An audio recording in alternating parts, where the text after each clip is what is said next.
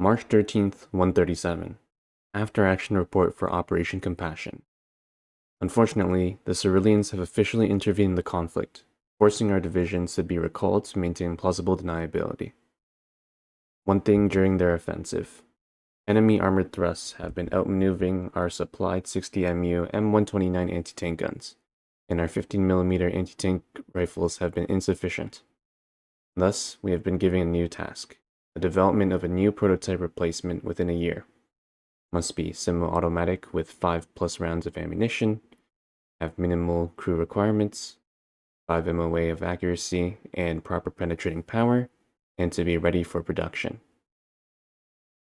The biggest challenge was faced with Army Group North when facing the new Virtue 2. We managed to capture an example during the withdrawal. The vitals are shown here. We may not be able to counter every part of this tank, but we have to do our best. Thank you very much to our current supporters. If you'd like to join, check out our Ko-fi page, where all perks are accessed through one-time payments. And if you can't support financially, make sure to like, subscribe, and spread word about the game. Thank you very much. Alright, let's actually get started on the design. So first of all, what we want to do is start with the actual cartridge. So for this, what I am thinking, it's going to be a roughly 25mm round. And for the length, I would say just a rough guideline, at least 2.5 calibers above. So here I'm just going to take a lazy approach and say maybe 70. For the composition, I actually wanted to show you guys how to do the new APCR features, which also allows for much better penetration. So here we're going to choose one of the aluminum alloys here. But we're also going to do a steel shot after, just to compare the results. So it's either SAE 61 or 7075. Those are both aluminum alloys. So the material reference here is really useful. You can see density and such. For purposes to make the round as close to a steel shot as possible, we want to use the 6061 because rifling is very much affected by speed and weight. So we want to keep those as close as possible so that both rounds can be accurate. And because we're going for something like this, we can just stick with pretty typical Spitzer. We're going to go for a driving band for this one. Reason why we're going for a driving band instead of a jacket is because a jacket is simply going to be more expensive for a larger round. So driving band, even though it's quite interesting, uses definitely less material, easier to handle that. For casing, right now any casing is fine. Usually gold standard, from what I've seen, 860 to 863. We're just going to pick one. For the primer type, what we have to remember here is that Berdan or Boxer is fine. It's really just based on your nation's economy, what's being used. For the Starians, I'm going to assume that they're going to use Berdan primer. Also looks pretty cool. The reasons why we don't use rimfire on this is because rimfire, the primer is activated on the rim from pressure, from a hard hit. And that is not very doable with things that use needles, like bullets, many different types of shooting firearms.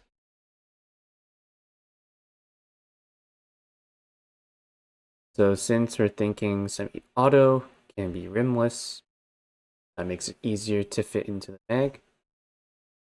For the material thickness, let's just go with a number for now. See if it looks about right.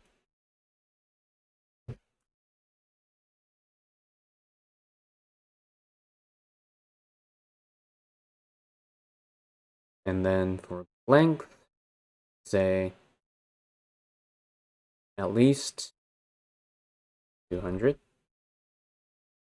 This is going to be a pretty long cartridge. That's very typical of types. Next up, we're going to need a propellant. Well, let's just save this for now.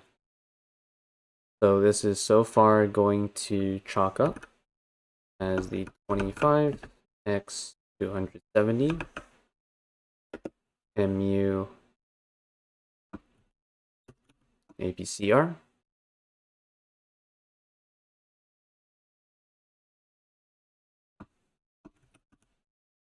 Type 2, let's say. And yeah, seems good. We're going to deal with these other settings later, but first of all, we're going to make a propellant. So I know that a lot of people are struggling with how to make a proper propellant. Let's look at the material reference. First thing that's very important is the burn rate coefficient. And second thing that's very important is the propellant force. So these two are pretty obviously named. Burn rate is how fast it burns, and then propellant force is how much energy is actually stored within each gram of propellant. You can see M43 here is pretty magical. In game, this is gonna be a bit later game tech because this propellant is pretty recently developed in terms of the time scale. So for something that offers mid-range between burn rate and force, we can look at something here like M30, M17 also looks fine. So for this, I'm going to go for M30. So this one's a bit harder to handle. If you're just starting out, M10 and M31 are the easiest to handle. So cylindrical, definitely the most defined one and easiest to use. So our thing is not long. And right now, let's say just 3 millimeters. Or let's just say 4 for now.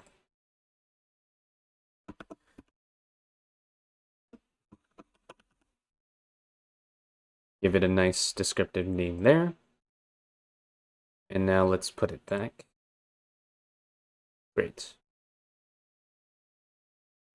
So when we toggle the visualizer, we can see a pretty typical anti-tank round definition here. Pretty average of most rounds that you see. I think one thing we can definitely do is to up the length. That looks more standard. And we're actually going to copy this, and then let's just start with a steel shot so I can explain the various real-life behaviors. So let's just load this up first. We have one layer. This one, right now you just have to really guess and check. So 40 noodles inside, pretty nice. Let's just go for a typical steel shot first, just to understand how things work.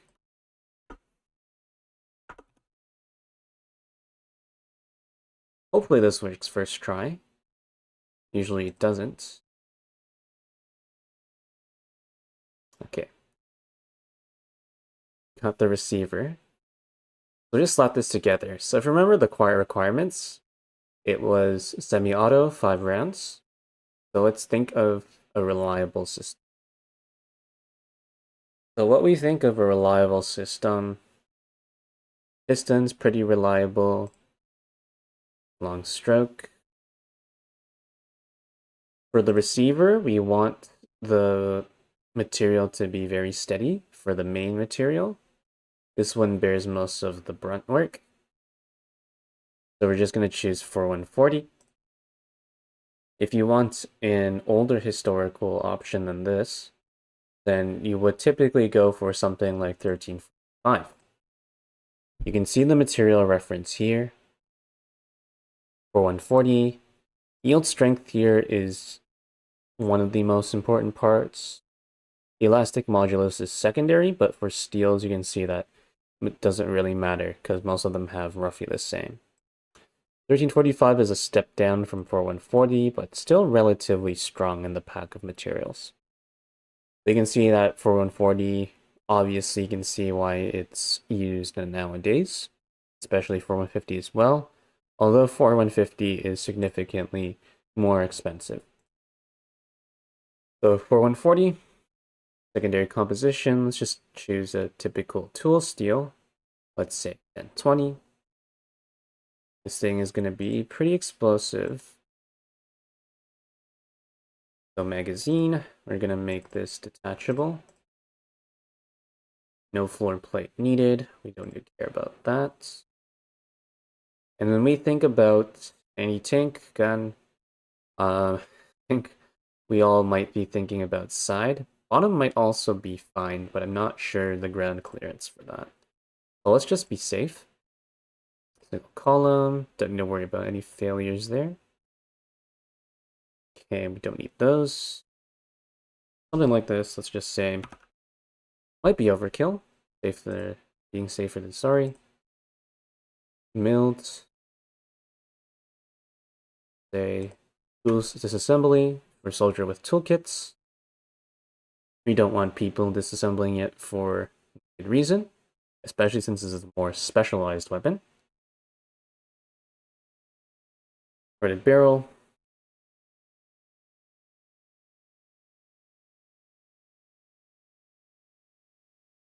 The rotating bolts, pretty standard. Front bolts for more accuracy. This thing's pretty crazy. So I'm thinking of 3 locking lugs. And of course 4140 for the main bolt material, since that's bearing most of the brunt stress. Finish and case hardening. Basically what this is for is if you want your thing to be more corrosion resistant, and the other part is hardened. 4140 is pretty corrosion resistant already. So I think we can simply just harden the outside. Say carburization. Obviously we want an ejector. And for the trigger and guard, simple tool steel again.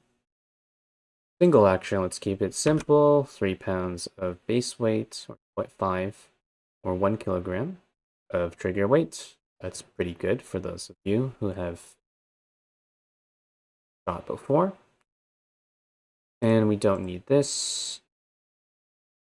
And of course, placement at the bottom. So this thing might kick like crazy, but let's just assume that it's fine for now.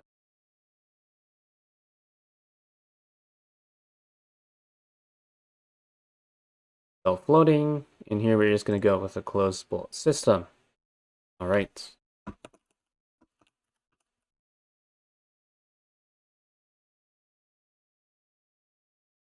Or I think we can call this the M131 receiver. Keep it in line. Now for the barrel, what can we do for the barrel? So again, for the barrel, this is going to deal with pretty high pressure. So one might think, oh, okay, I'm just going to up the material thickness, but in this case, not precisely like that. So for length, I think we can go double the length of a typical rifle for now. And then we want to keep this portable after all. We want the same attachment type to the receiver.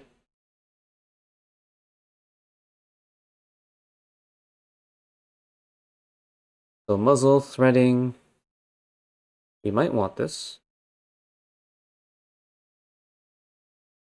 And the reason why we we might want this for now is because we might want to attach a muzzle brake or a flash hider just to protect the crew a bit more, avoid them from exposing their position, and also helping to manage with potential recoil. So all those three things could be accounted for. All right, so one important thing to know about modern guns, of course we need first, but is that we basically need auto fretaging. And what auto fretaging basically is a manufacturing process where there are essentially two barrels, one stacked on top of the other, like one thinner one thicker one, in terms of diameter, not like actual material thickness, potentially. And what happens there is that the inner one is being compressed by the other layer to a point of elasticity where it won't spring back on its own. So that entire process is pretty interesting. Here it's simulated rather loosely. Might not be the most accurate, but it does convey the power that auto fretaging has. And after this, we'll do a comparison just to see. Change that muzzle threading. Here, let's just go helical. A good guess is always like 10 centimeters per twist. And crazy.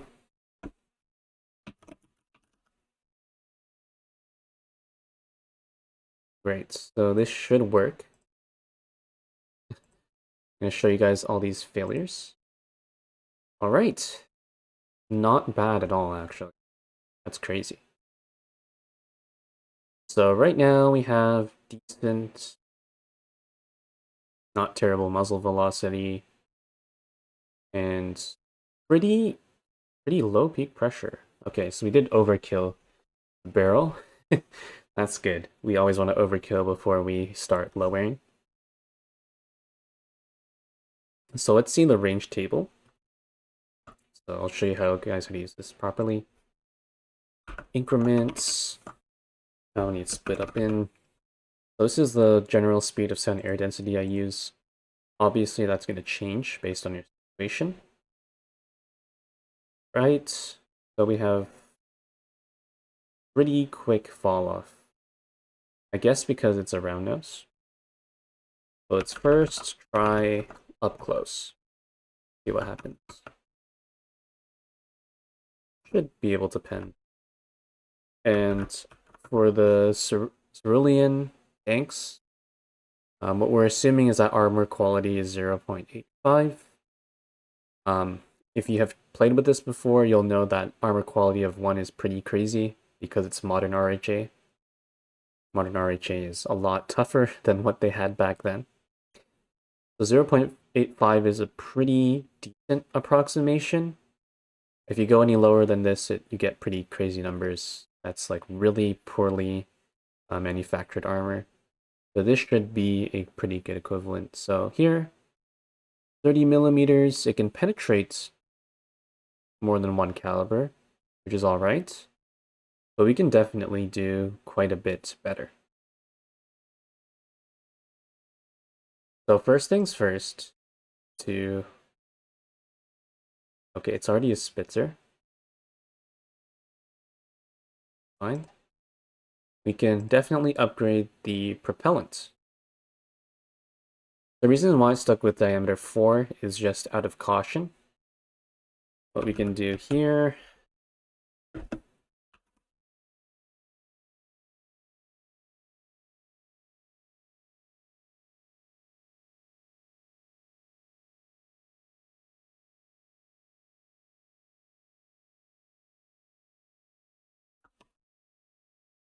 okay. So 49, still in production yet. Have to jump. Name, 857.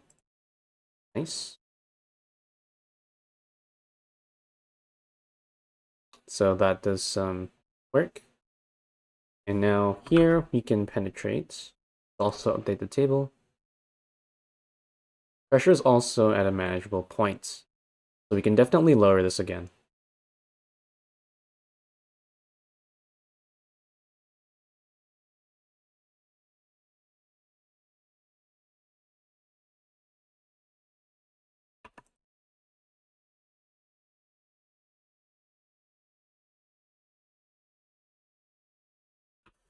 This is just 40?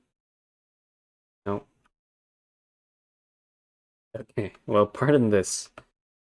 That's pretty funny. So yeah, we can get pretty close. So we're getting closer and closer to our goal. So if we remember, we want to penetrate up to 60 millimeters at the front, and also the 42 millimeter turret face at 7 degrees, which is our next challenge. So this should be able to penetrate the rear, basically, and the side armor of the turrets, I believe.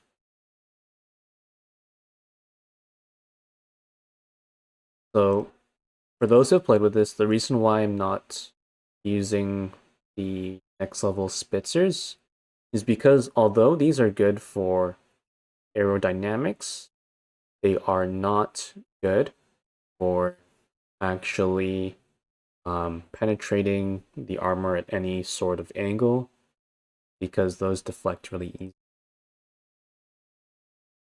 So for our next improvement, here let's do a slightly bigger jump.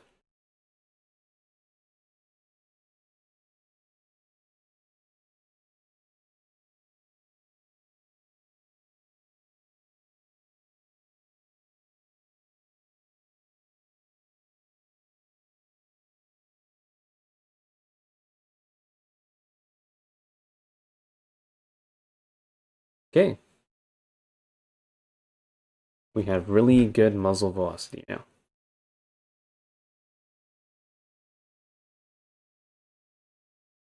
Oh, so this is an interesting part.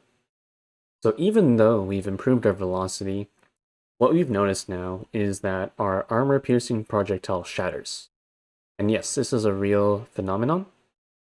For a trivial case, here, it will still definitely penetrate through, but for anything of a thickness that our projectile doesn't really agree with, it's going to shatter.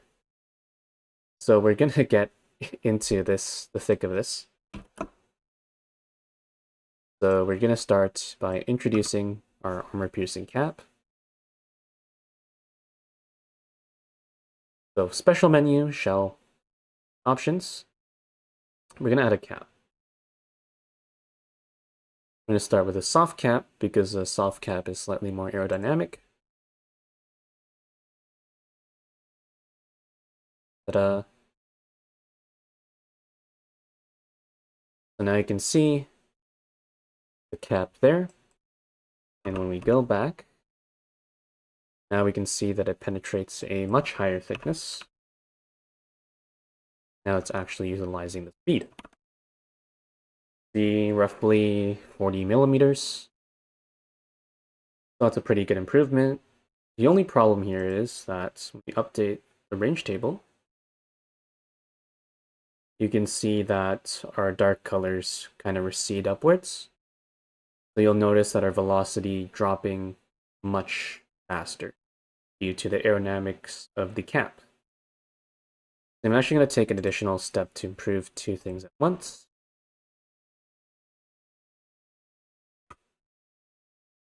I'm being very cautious because propellant likes to explode.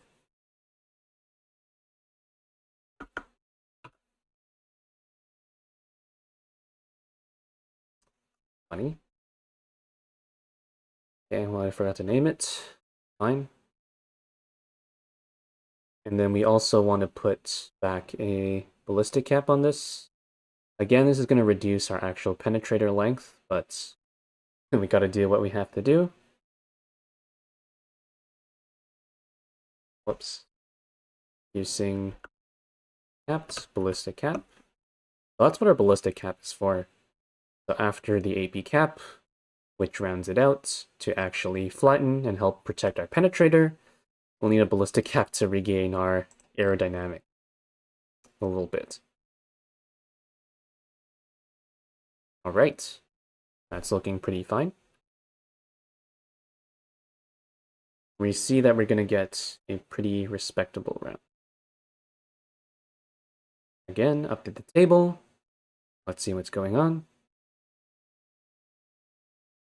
All right, now we can see that our nice purple color, which we want, is back in the fray. And I suspect... Okay. You can penetrate pretty close to 45 millimeters reliably. So we're actually starting to get there. So remember our turret plate. So right now, at short ambush-ish distances or on close terrain, this will be able to penetrate the turret front quite reliably. And this is already a pretty big success.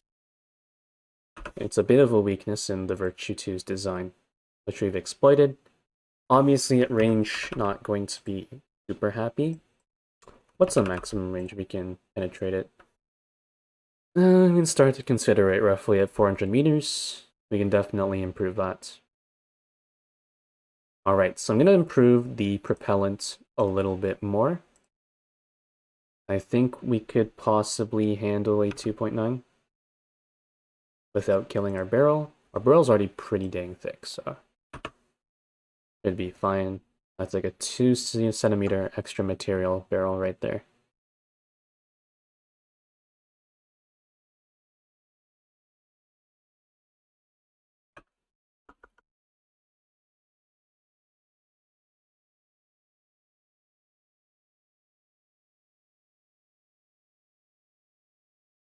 Okay.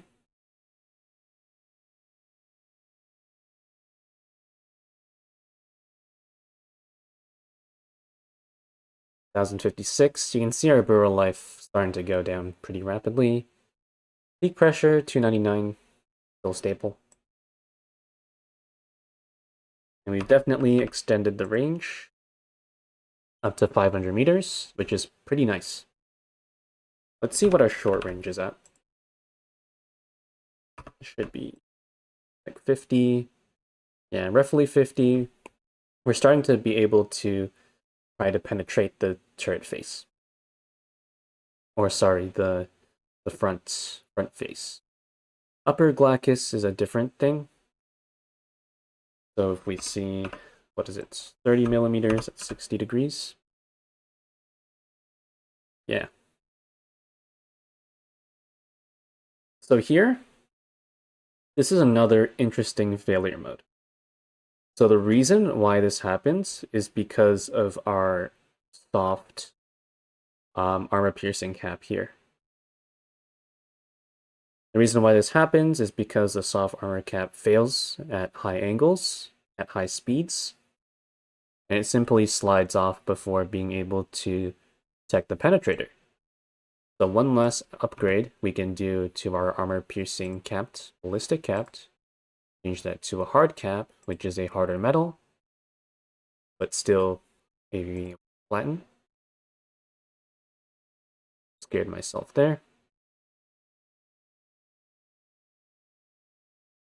Okay, in this case, yeah, we're still not able to go through that. That's unfortunate, but we tried. So in that case, even though it flattens out, still not able to penetrate. So now we're going to move on to our armor-piercing composite rigid, from what I mentioned earlier.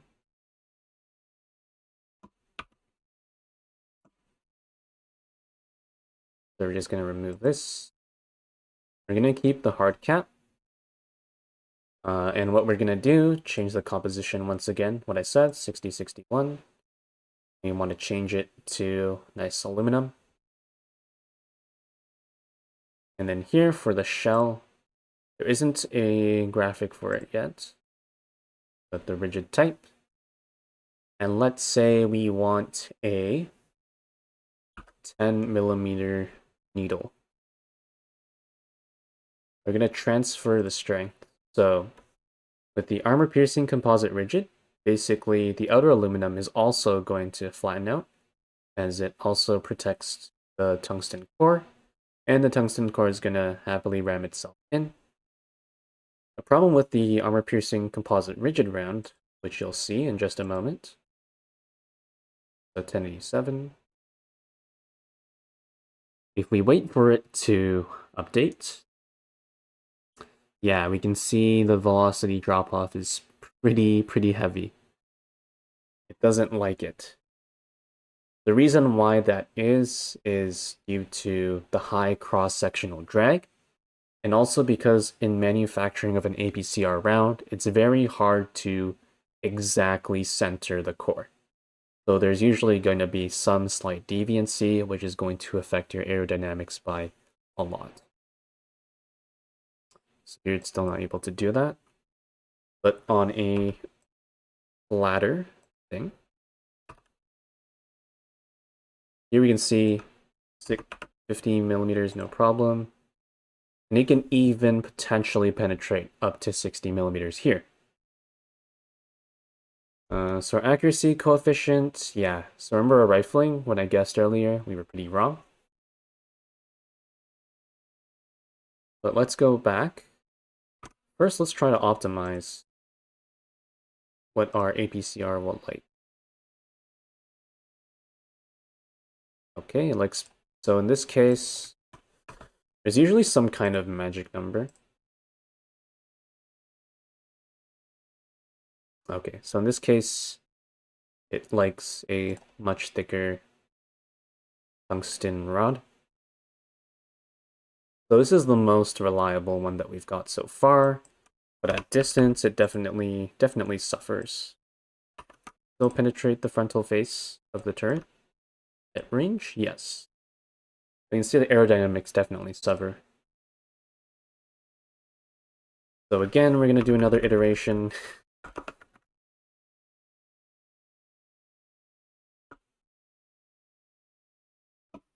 And here we're going to use the classic British designation, traditionally. A high velocity armor piercing.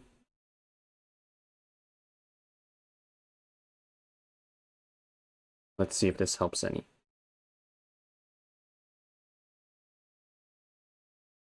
Okay, so it's definitely able to retain a lot more velocity at range.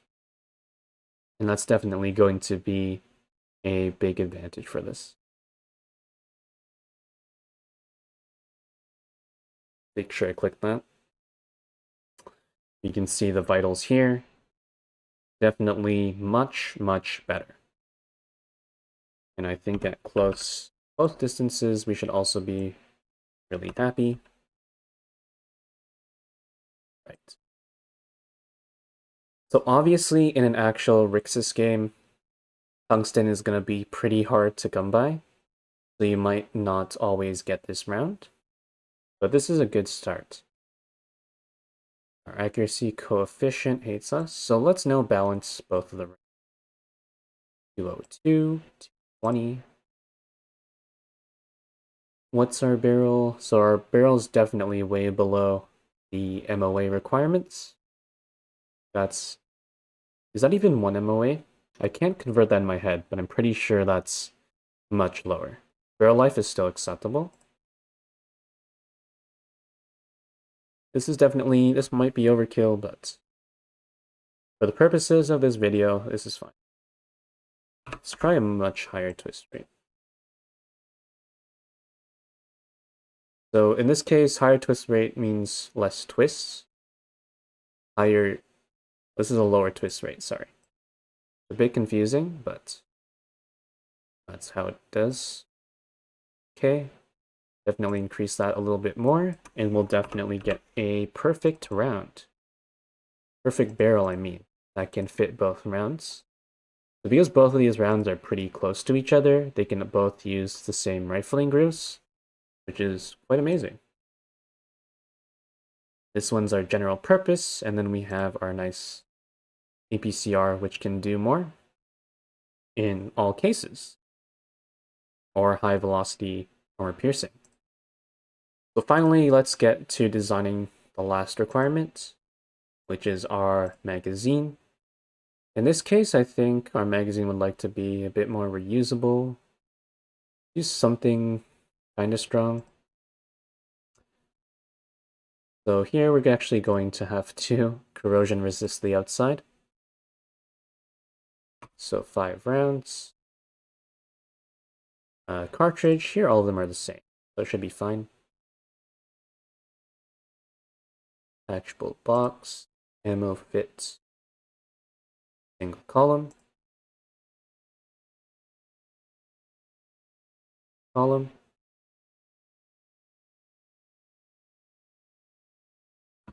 M131 magazine, and this will fit what our requirements are. Finally, let's put together the actual firearm.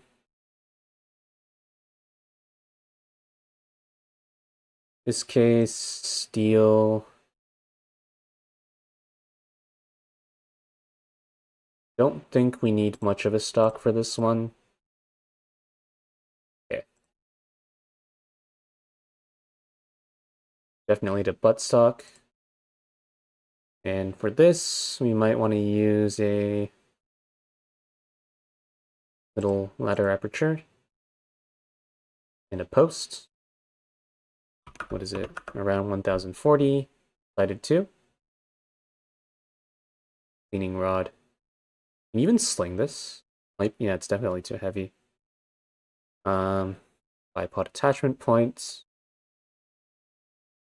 Hardwood. Cool. Here we want to make this comfortable. Perhaps an ash would suit it.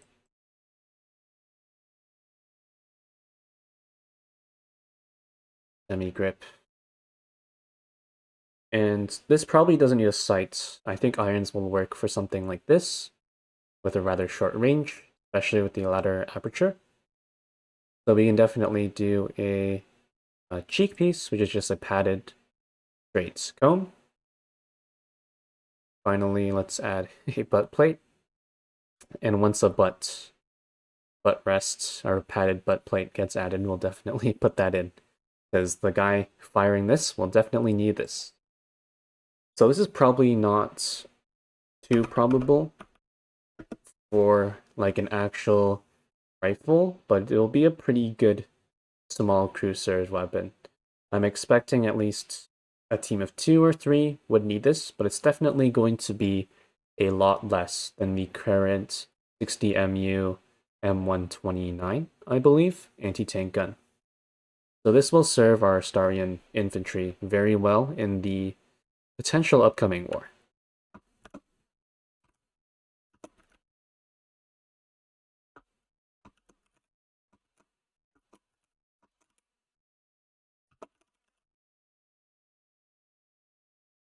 So that's our official designation. So I hope you guys learned quite a bit. If there's anything that I didn't cover that much that you guys would like to learn about, feel free to ask me. Yeah, hope you enjoy.